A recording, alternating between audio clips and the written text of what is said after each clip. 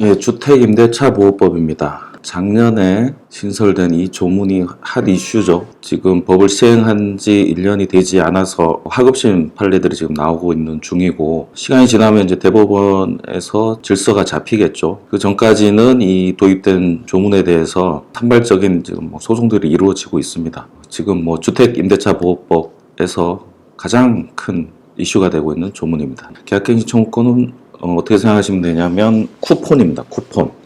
내가 주택을 비우고 나가야 되는 상황에서 한 번 쓸 수 있는 쿠폰이 주어지는 거예요. 그러니까 쿠폰을 쓰면 어떻게 되냐면 2년의 최소 기간, 2 years 최소 기간이 보장되는 겁니다.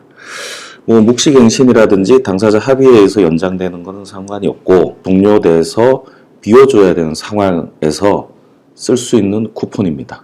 자, 임대인은 임차인이 6조 제1항 전단의 기간, 이게 뭐냐면 계약이 요때 끝난다 그러면 그로부터 역산해서 6개월에서 2개월까지 요 기간 안에 쿠폰을 쓰는 겁니다. 계약갱신 요구, 쿠폰. 그러면 정당한 사유 없이 거절하지 못한다. 임대인이 거절하지 못하는 겁니다. 따라서 계약이 갱신되는데 주택임대차보호법은 최소 2년의 기간이 보장되죠. 요 기간이 보장되기 때문에 한 번 갱신하면 2년 동안 연장이 되는 겁니다. 이게 주택임대차보호법에는 없었어요. 상가임대차에는 10년의 범위에서 이 쿠폰이 있었는데 그것을 주택에 도입한 겁니다.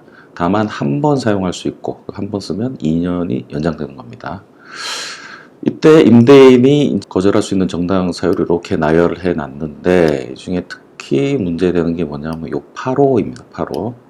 언제 거절할 수 있냐면 임대인, 직계존비속을 포함합니다. 부모, 자식, 목적 주택에 실제 거주하려는 경우 거절할 수 있습니다. 쿠폰을 무력화하는 방법 중에 가장 지금 문제가 되는, 이슈가 되는 게 요 8호입니다.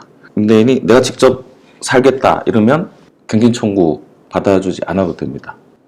그런데 만약 임대인이 이 8호 사유로 갱신 거절을 하고 3자에게 임대한 경우, 자기가 직접 들어가 산다 그래 놓고는 다시 임대한 경우, 이때는 손해를 배상해야 됩니다. 얼마를 배상할지는 여기 이렇게 규정이 되어 있습니다. 근데 요 점과 관련해서 그동안 이제 문제가 될 만한 게 어떤 게 있었냐면, A가 주택을 갖고 있어요.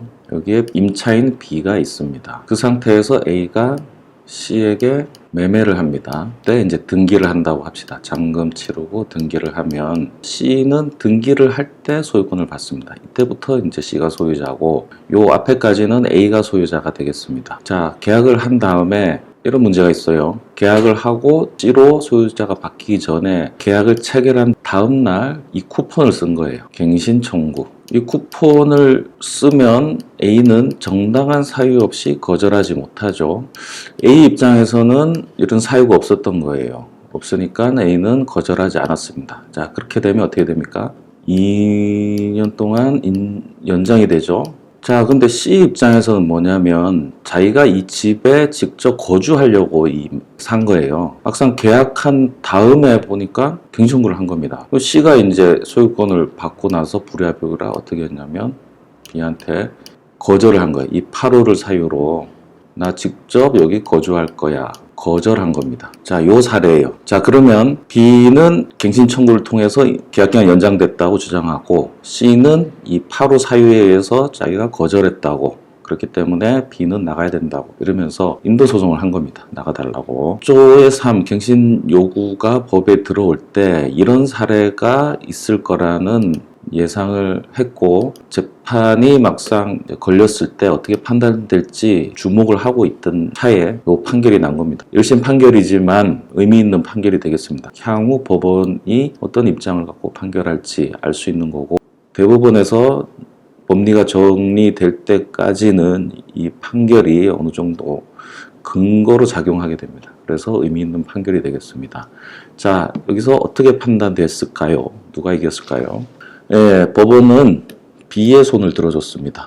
이 갱신 청구가 유효하다. 즉, C의 거절, 내가 직접 들어가서 살 거라는 거절은 효력이 없다. 그래서 C 패소 판결이 났습니다. 그러면 이때 C가 A한테 갱신 청구하면 거절해 주세요 할 수 있느냐? 그건 안 돼요. 왜냐하면 A가 거절하려면 A가 여기에 거주해야 됩니다. 본인이 거주할 거 아니면서 C를 대신해서 거절하는 건 할 수가 없는 거예요. 결국 C가 실거주 목적으로 주택을 구입할 때는 그쪽에 있는 세입자의 갱신 청구권, 사용 여부 또는 사용할 수 있는 기간 등을 체크해야 된다는 결론에 이릅니다. 조심해야 되겠죠. 이런 문제가 생기는 거는 요 기간, 임대차 계약이 종료하기 전 6월에서 2월 사이에 이 폰이 살아있는 게 되잖아요. C가 본인이 소유자가 됐을 때 갱신 청구를 당하면 거절할 수 있잖아요. 앞 소유자가 거절하지 못하는 상황에서 갱신된 다음에 나한테 오는 거, 이걸 방지하기 위한 거니까 C 본인이 소유자가 된 이후에 이 기간이 되도록 한 겁니다. 말씀 어려운데 예를 들어 볼게요. 지금 등기를 하면 C가 소유자가 되잖아요. 그러면 등기를 하는 시점, 이 소유자가 되는 시점이죠.